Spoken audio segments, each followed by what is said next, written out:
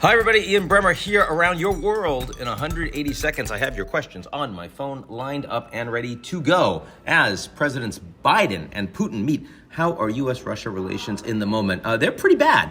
I would say compared to China, where we have lots of mutual interdependence. In the case of Russia, that is not the case at all.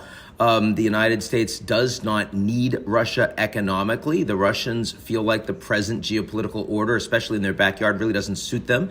And Putin also feels like he has more ability to press the Americans harder because Merkel is leaving.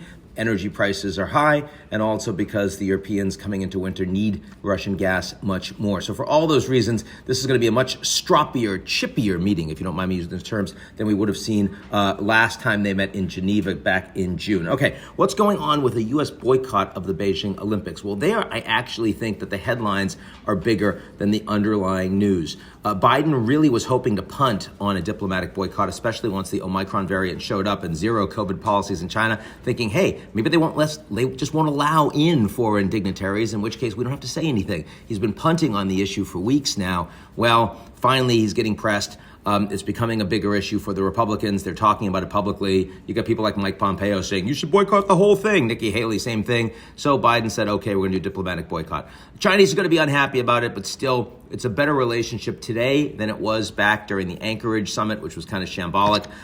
You had that 3.5-hour meeting between Biden and Xi. You got some cooperation on climate, some on the energy petroleum reserve release, and you'll probably see a little more on trade. So it's a bump, but on balance, it's trending a little bit better than it had been. Okay, finally, what's the Omicron update? The update is we still don't know really how lethal this disease is. The early news is it's a little milder, but most of those cases overwhelmingly are young people who don't have pre-existing conditions. Still not enough cases to get a really good sense.